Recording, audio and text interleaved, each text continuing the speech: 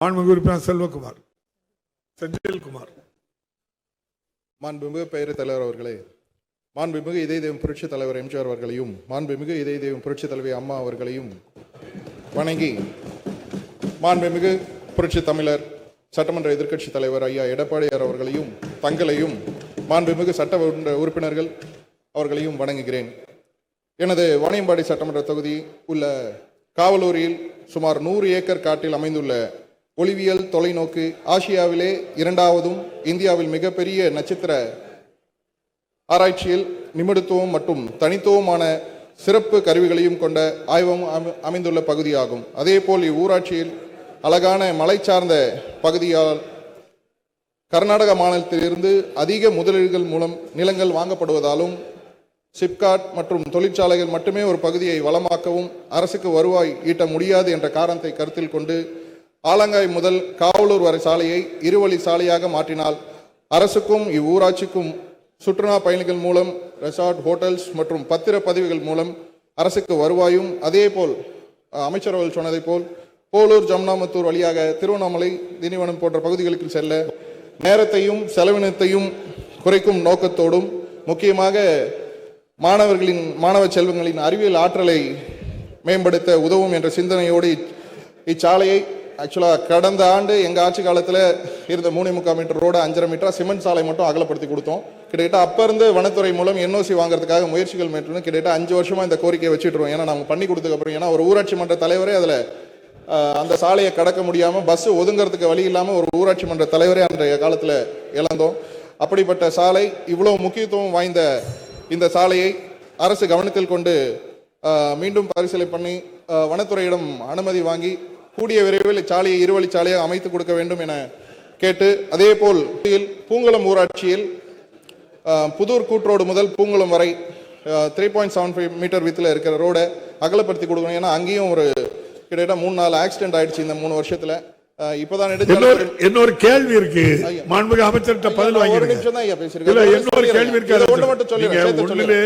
10 கேள்வி கேட்கறீங்க, 10க்கும் அமைச்சர்கிட்ட பதில் இருக்கா? ஒன்னு வாங்கிட்டு பிறகு அடுத்தது பதிலே கொடுத்துட்டாரு ஐயா. அதை நான் விஷயத்தை மட்டும் தான் சொன்னேன். 2வது அந்த கேள்வி இதில் சேர்த்து கேட்டுறேன். அந்த ஒரு பூங்குளம் ஊராட்சி சாலை அகலப்படுத்தி தர வேண்டும் எனவும் கிட்டத்தட்ட 2 வாட்டி கேட்டுட்டேன். நகராட்சியில் வாணியம்பாடி நகராட்சி மைய பகுதியில் உள்ள செட்டியப்பனூர் கூட்ரோடு முதல் வளையாம்பட்டு வரைக்கும், ஏன்னா வளையாம்பட்டுலேருந்து கிருஷ்ணபுரம் ஊராட்சியில் நம்ம நகாய் ரோட்டில் இருக்க சாலையை அகலப்படுத்தி கொடுத்துருக்கோம். அங்கே தேவையே இல்லை. ஆனால் நகர மைய பகுதியில் கொடுத்தா பள்ளி கல்லூரி செல்லும் மாணவர்களும் பதில் வரட்டு. இன்னொரு கேள்வி கேட்டாரேன். மாண்புமிகு பேரவைத் தலைவர்களே, நம்முடைய சட்டமன்ற உறுப்பினர் செந்தில்குமார் அவர் குறிப்பிட்டதை போல வாணியம்பாடி என்பது வெளிநாட்டினுடைய பொருளாதாரத்தை ஈர்க்கிற ஒரு ஊர். அந்த ஊர் தோல் தொழிற்சாலைக்கு பெயர் போன ஊர். நிரம்ப தொழிலாளர்கள் பணியில் இருக்கிறார்கள் என்பதை நான் அறிவேன். காரணம், எனக்கு அது பழைய பாராளுமன்ற தொகுதி. என்னுடைய பாராளுமன்ற தொகுதியில் வாணியம்பாடி இருந்தது. அதனால் வாணியம்பாடி அனைவரையும் நான் அறிவேன். அந்த அடிப்படையில் அவர் சொல்லப்படுகிற சாலை என்பது முக்கியமான சாலை தான், அது ஒன்றும் மாற்று கருத்தல்ல. எனவே ஏற்கனவே திருப்பத்தூர் மாவட்டத்தை பொறுத்தளவுக்கு இந்த ஆட்சியில் முன்னுரிமை கொடுக்கப்பட்டு பல சாலைகள் விரிவாக்கம் செய்திருக்கிறோம். இது வனத்துறை சம்பந்தப்பட்ட சாலையாக இருக்கிற காரணத்தினால்தான் அது விரிவாக்கம் செய்வதில் தடை இருக்கிறது. ஆனால் அங்கே அனுமதிக்க வேண்டிய ஏற்பாடெல்லாம் செய்திருக்கிறேன். எனவே அதை அனுமதி பெற்று அடுத்த நிதியாண்டில் எடுத்துக்கொள்ளப்படும். ஏற்கனவே இன்னும் சில சாலைகள் பற்றி ஒரு குறிப்பு இங்கே கொடுத்துருக்கிறார். ஏன்னா அதை கொஞ்சம் கடிதமாக கொடுத்தா துறைக்கு அனுப்பி அதை விரிவுபடுத்தி கட்டாயம் அவருடைய உணர்வை புரிந்து கொண்டு இந்த ஆட்சி சாலை விரிவாக்கம் செய்யும். மாண்புமிகு உறுப்பினர் செந்தில்குமார். மாண்புமிகு பேரவைத் தலைவர்களே, நான் கேள்வியை சின்னதாக கேட்டுறேன் தலைவரே. அமைச்சர் அவர்களே அதுக்கு விலாவரியாக பதில் வேணும்னு. ஏன்னா இது கிட்டத்தட்ட 4 வருஷமா நான் கேட்டுட்டு இருக்க கோரிக்கை. எங்களோட வாணியம்பாடி தொகுதி மக்களின் அடுத்த துணை கேள்விதான். எனது துணை கேள்வி என்னவென்று அமைச்சர் அவர்களுக்கு நன்கு தெரியும். ஏன்னா மீண்டும் ஒரு முறை இந்த அவையில் பதிவு தெரியும். ஏன்னா 4 வாட்டி நான் கேட்டிருக்கேன். இதுக்காக கேள்விக்கு வாங்க. நியூட்டன் LC 81 ரயில்வே மேம்பாலம் கிட்டத்தட்ட 2 லட்சம் இந்துக்களையும் 1 லட்சம் இஸ்லாமியர்களும் இணைக்கும் பாலம். கிட்டத்தட்ட ரொம்ப நாள் கோரிக்கை. இதுக்காக 2024 பேசும்போது 36 கோடி இடம் கையகப்படுத்த நிதி ஒதுக்கப்பட்டு கிட்டத்தட்ட 2.5 வருஷம் ஆயிடுச்சு கிட்ட. ரயில்வே துறையிடம் நிர்வாகத்திடம் கேட்கும் போது கிட்டத்தட்ட தமிழக அரசு அந்த இடத்தை கையகப்படுத்த கொடுக்காததுனால தான் அந்த பணி நிற்கிறதுன்றதுனாலையும் கிட்டத்தட்ட 2 வருஷமா RUBலேருந்து சுரங்கப்பாதையை அமைப்பதற்கான முயற்சிகள் மேற்பட்டு ஒப்புதல் நீங்கள் கொடுத்தும் நம்ம தமிழக அரசாங்கம் இடம் கையகப்படுத்தி கொடுக்காததுனால தான் அந்த பணி நிற்குதுன்னு ரயில்வே துறை நிர்வாகம் கொடுத்துருக்க காரணத்தினால இந்த பணி எப்போ வருமா? ஏன்னா இது கிட்டத்தட்ட ஒரு 9 முறை தேர்தல் வாக்குறுதியாகவும் முதல்வர் அவர்களே இந்த வாக்குறுதியை கொடுத்திருக்காரு. ரொம்ப முக்கியமான இதனால நிறைய எண்ணற்ற பிரச்சனைகள், ஆர்ப்பாட்டம், ரயில் நீங்க அதை விடுங்க, அது திரும்ப ரயில்வே பாலத்தோட ஐயா அதையும் கேட்டுறேன். அதோட ஜங்ஷன் அடுத்ததுல தான் அந்த கேள்வி நீங்க முழுசா கேட்க விடல.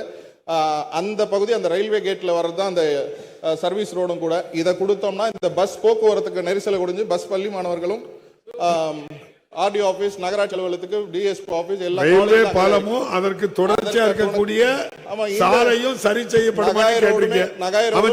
ஒரே இடத்துல இருக்குங்க ஐயா. இது கிட்டத்தட்ட இத்தனை வாட்டி நம்ம கேட்டிருக்கோம். அதுக்கான விரிவான ஏன்னா இந்த 3 வருஷம் ஏன் தள்ளி போச்சு? அமைச்சர் பதில் சொல்லுவாங்க. நீங்க ஒரே விஷயத்தை 10 தடவை சொல்ல வேண்டாம். மாண்புமிகு அமைச்சர். மாண்புமிகு பேரவைத் தலைவர்களே, நம்முடைய சட்டமன்ற உறுப்பினர் குறிப்பிடுகிற இந்த ரயில்வே பாலம் என்பது முக்கியமானது தான். ஏன்னா இஸ்லாமிய கல்லூரியை கேத்தம்பேட்டி சாலை இணைப்பதற்காக கடவுன் 81க்கு பதிலாக மேல்மாலம் கட்டுகிற ஒரு முக்கியமானதான். அது இஸ்லாமிய கல்லூரி என்பது ஒரு புகழ்பெற்ற கல்லூரி வடார்காடு மாவட்டத்திலேயே. ஏன் நம்முடைய பேராசிரியர் ஜவஹர்லால் அவர்கள் அங்கே தான் பேராசிரியராக இருந்து பணியாற்றினார். அப்படி ஒரு முக்கியமான கல்லூரி தான். அங்கே கல்லூரி மாணவர்கள் போவது என்பது நிரம்ப இருக்கிறது என்பதை நானும் அறிவேன். ஆனால் என்ன நிலைமைன்னு சொன்னால் ரயில்வேல மேம்பாலம் அமைப்பதற்கு அவர்கள் ஒத்துழைக்கவில்லை. அதனால் கீழே இருக்கிற அண்டர் பாஸுக்கு தான் அவருக்கு ஒத்துக்கினாங்க. அந்த அடிப்படையில் இந்த ரயில்வே கடவு பாலம் கட்டுவதற்காக மேற்கொண்ட இடத்தில் மேம்பாலம் அமைக்க சாத்தியக்கூறு என்ற அடிப்படையில் அண்டர் பாஸ் என்று சுரங்கப்பாதை அமைக்கணும்னு முடிவு செய்யப்பட்டு அதற்காக 32 கோடி ரூபாய் மதிப்பீட்டில் இன்றைக்கு நிலையெடுப்பு பணிகள் நடைபெற்று கொண்டிருக்கிறது. நடக்குமா நடக்காதன்னா கட்டாயம் நடக்கும். நிலம் முடிஞ்ச உடனேயே அந்த அண்டர் பாஸ் அதாவது சுரங்கப்பாதை கட்டாயம் அமைக்கப்படும். தெரிந்து கொள்ள கீழ்கண்ட கேபிள் மற்றும் டிடிஹெச் நெட்வொர்க்குகளில் எம்நாடு செய்தி தொலைக்காட்சியை காணுங்கள். பாதகம் செய்பவரை கண்டால் நாம் பயம் கொள்ளலாகாது பாப்பா. மோதி மிதித்து விடு பாப்பா, அவர் முகத்தில் உமிழ்ந்து விடு பாப்பா. அண்மை செய்திகளை உடனுக்குடன் தெரிந்து கொள்ள இணைந்திருங்கள் எம்நாடு தொலைக்காட்சியுடன்.